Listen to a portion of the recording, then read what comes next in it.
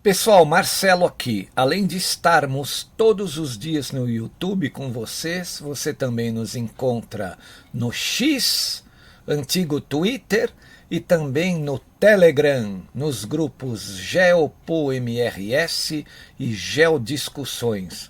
Obrigado!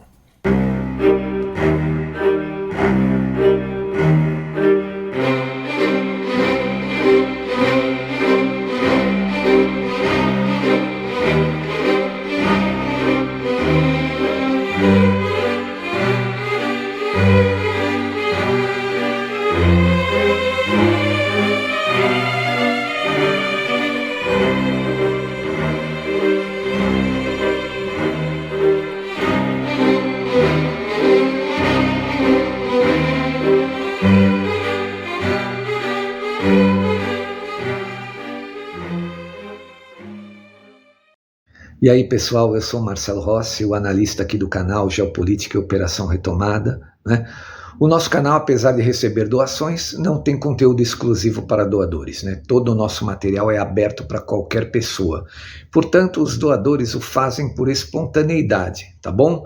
Que isso fique bem claro, não existe conteúdo exclusivo e nem discriminação para não doadores. Todo o nosso conteúdo pode ser acessado por qualquer pessoa. Muito obrigado a todos.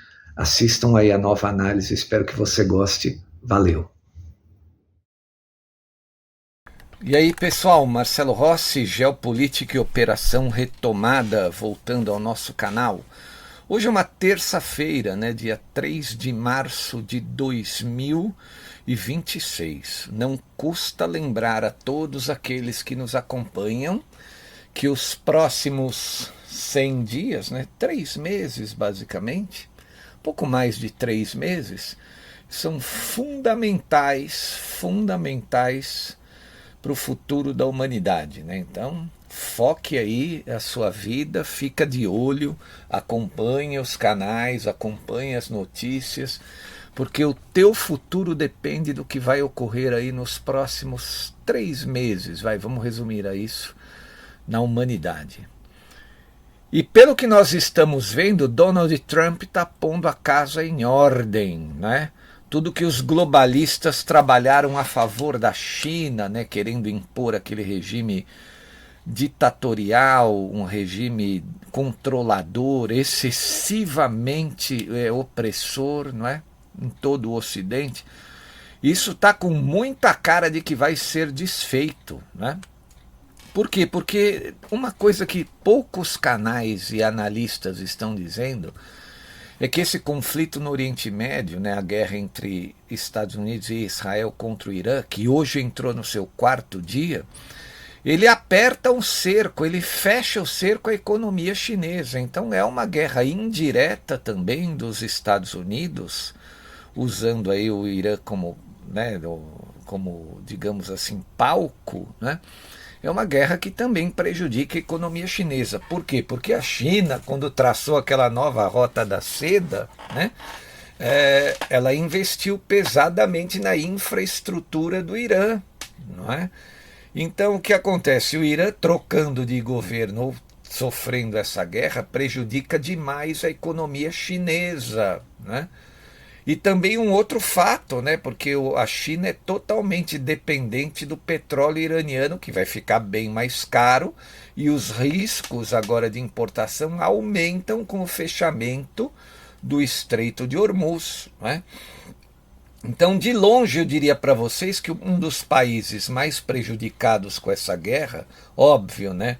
Tirando os países envolvidos aí diretamente no conflito Israel e Irã, e os países ali da região do Oriente, né, que estão sendo atacados, né, a China é uma das nações mais prejudicadas por conta disso aí, né?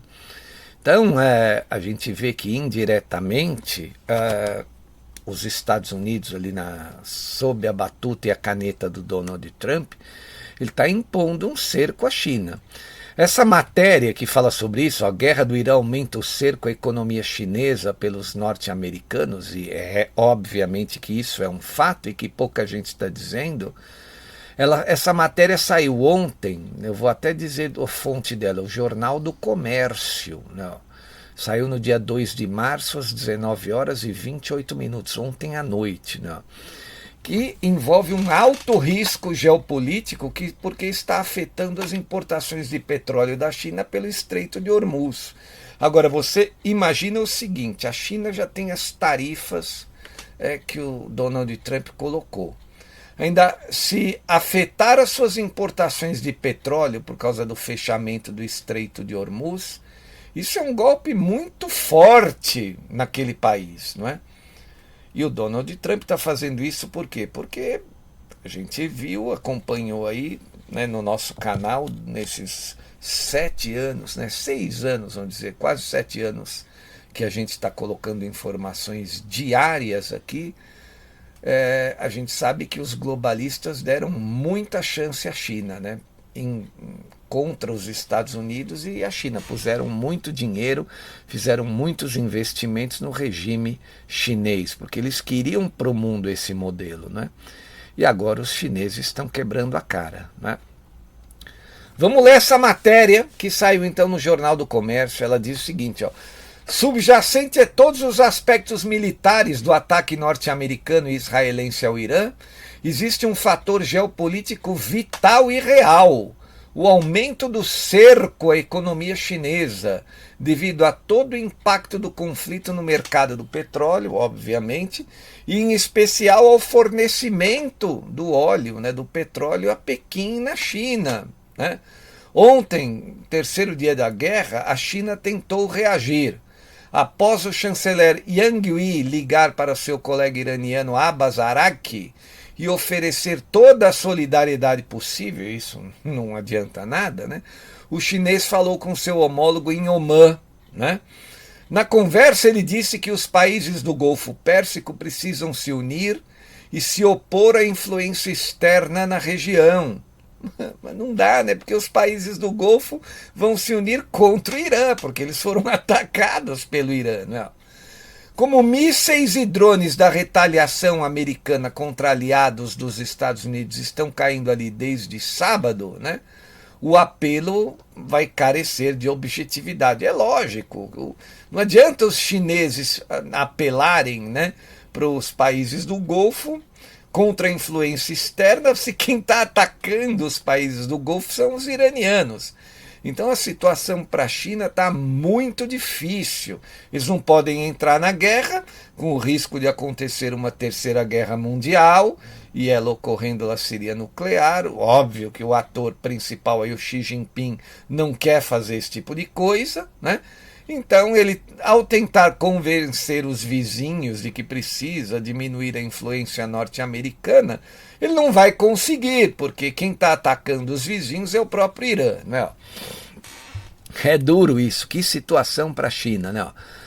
Ele sugere um recibo maior passado ao risco de que a China está sendo totalmente exposta com a crise. Cerca de metade do petróleo consumido pela China vem de fornecedores árabes do Golfo, com a Arábia Saudita sendo o maior vendedor individual, depois o Irã. Ou seja, o petróleo que chega à China tem que passar, notariamente, tem que passar ali, obviamente, pelo Estreito de Hormuz. Então imaginem a pancada na economia chinesa que está ocorrendo, ou que vai ocorrer em breve, com o fechamento do Estreito de Hormuz aí no médio prazo, né? Depois dela, né, da Arábia Saudita e do Irã, vem a Rússia de Putin com seu óleo com descontos por cortesia, né, do fechamento do mercado europeu. Ou seja, o Putin não vende mais óleo e nem petróleo e gás para a Europa, então vendeu para a China, né? Então ele dá esse desconto por causa disso. Depois vem a Malásia, que é o país por onde passa o produto sob sanções do Irã para ser legalizado rumo à China. No ano passado, segundo a consultoria Kepler, 13,4% do petróleo cru comprado pela China veio do Irã, equivalente a mais de 80% da produção do Irã, ou seja, do país persa, né? O gargalo para escoar todo esse volume é exatamente o Estreito de Hormuz, por onde passam mais de 20% da produção mundial de petróleo e também do GNL, o gás natural liquefeito, que vem do Catar, que vende 1/5 do que o planeta consome dele, né? E também paralisou a produção por conta da guerra. Os sauditas tiveram uma das suas maiores refinarias paradas por um ataque na segunda-feira, um ataque com drones feito pelo Irã. Então, agora eu pergunto para os chineses, como é que os países da região vão apoiar o Irã contra os Estados Unidos e Israel, se é o próprio Irã que está atacando os seus vizinhos? Não. A região está interditada na prática, com 350 navios parados, já 350 em 4 dias apenas, hein? Dos dois lados do estreito, né? Ao menos 4 petroleiros já foram atingidos por drones iranianos. Além disso, a retaliação iraniana está crescendo contra alvos em sua própria vizinhança ali no Golfo. O que o Irã quer com isso aí? Ele quer afetar a economia ocidental, por isso que ele ataca a refinaria na Arábia Saudita. Só que ele prejudica um dos seus grandes aliados também, que é a China, né? Então é uma estratégia esdrúxula e estúpida que os chineses vão ter que apelar para eles pararem com isso. É que o Irã está desesperado, está com a sua economia estrangulada, sofrendo milhares de ataques, né? Perdeu toda a sua liderança. O que eles vão fazer? Eles partem para a ignorância, completamente avesso ao próprio Manual da Arte da Guerra de Sun Tzu, né? O Irã está fazendo tudo ao contrário do que prega ali no manual, na sua Arte da Guerra, o Sun Tzu. Não. Os chineses correram com embarques extra de petróleo russo e iraniano, obviamente antes da guerra, mas agora é uma questão de tempo para que as reservas chinesas sejam afetadas. Além disso, há a questão do preço.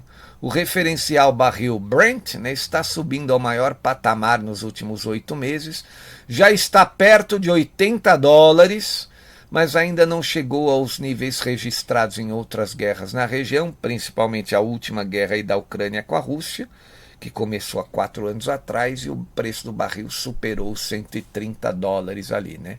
Ainda está um passo, né? 3 passos, porque $80 para pular para 130, 140 é mais alguns dias de guerra, né? E mais alguns dias em que o estreito fique fechado, né? Tudo isso é crucial, fundamental para os chineses. Segundo o Banco Mundial, 37% do PIB do país asiático vem do setor industrial, que alimenta uma economia voltada à exportação. A nova guerra, como assim entra na dinâmica da chamada Guerra Fria 2.0, lançada por Donald Trump lá atrás, no seu primeiro mandato em 2017, ela continua, né?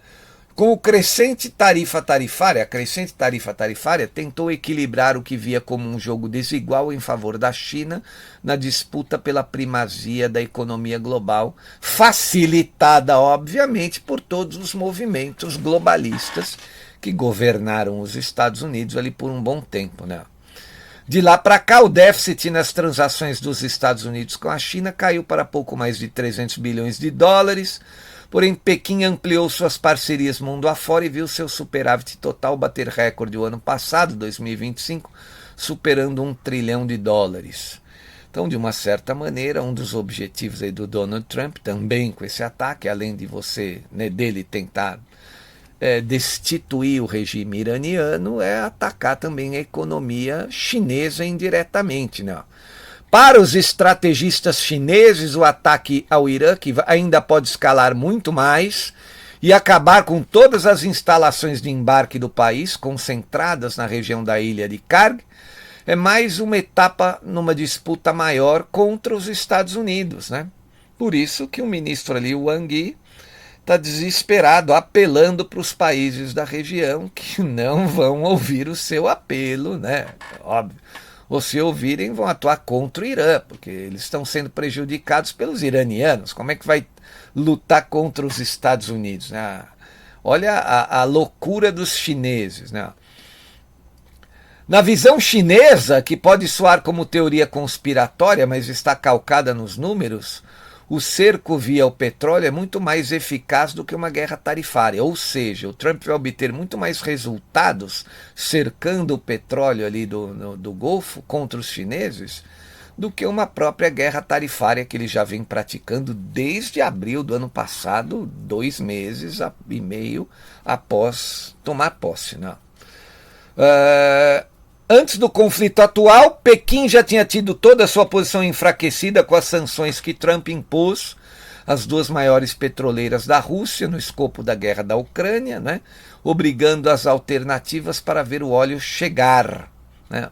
Neste ano, os americanos e seus aliados passaram a rastrear a chamada Frota Fantasma de Moscou, com petroleiros sob outras bandeiras, chegando a apreender navios. Teve um caso, né, que eles vieram buscar o petróleo sancionado da Venezuela e os americanos foram atrás deles ali, muito próximo já da Europa, né, do continente europeu. Ainda não houve impacto aparente no fluxo a Pequim, ainda não, porque os chineses estão estocados, mas é um gargalo que se forma, né? Neste ano, os americanos e seus aliados passaram a rastrear, então, né, como eu disse aqui, a Frota Fantasma de Moscou. Em janeiro agora, por fim, a China perdeu o controle que exercia sobre as exportações da Venezuela, obviamente, depois da queda de Maduro, né? Foi capturado por Trump em janeiro. Agora todos os negócios petrolíferos com a Venezuela passam por Washington. Então percebam que num objetivo maior o Donald Trump está fechando o cerco aos chineses. Isso aí, veja, isso aí é uma boa, uma belíssima observação para aqueles que ainda afirmam que o establishment brasileiro tem chances maiores nas eleições de outubro, né? Não é só olhar para o Brasil. Quando você vai falar em eleições, mudança de regime aqui no Brasil, né? Mudança de governo, vamos usar essa expressão, né? Embora já digam que no Brasil tem um regime, etc., né? Vamos dizer mudança de governo no Brasil. Então, pensem por um momento aí na cabeça de vocês qual é efetivamente a chance deste governo brasileiro ser reeleito com toda essa pancada de acontecimentos, né, contra a China, contra a influência chinesa e contra a economia chinesa, né?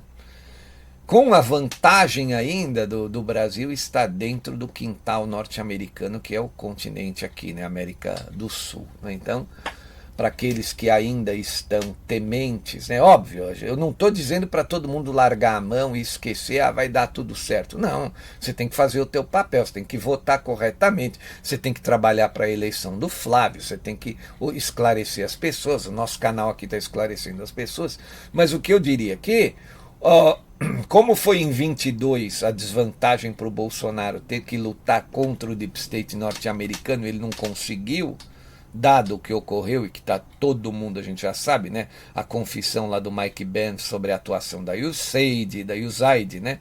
Toda a atuação do TSE a favor aqui do Lula da Silva. Agora inverteu a situação, né? De uma certa maneira, atrás dos bastidores, não tão exposto como foi lá em 22, você vai ter todo um establishment americano trabalhando também nos bastidores, obviamente, né, para a eleição do Flávio, né? Digamos assim, não, vamos mudar a expressão, trabalhando para botar os chineses para fora do Brasil, assim como, né, todos os aspectos aí que o Donald Trump está mexendo, todas as pedras que ele está mexendo na geopolítica é para afetar os chineses ali nessa guerra maior de Estados Unidos contra a China, por conta de todos os investimentos pesadíssimos que os globalistas fizeram na China, né? Querendo tornar a China modelo padrão para a humanidade. Parece que isso vai atrasar bastante e não vão conseguir no curto prazo, não.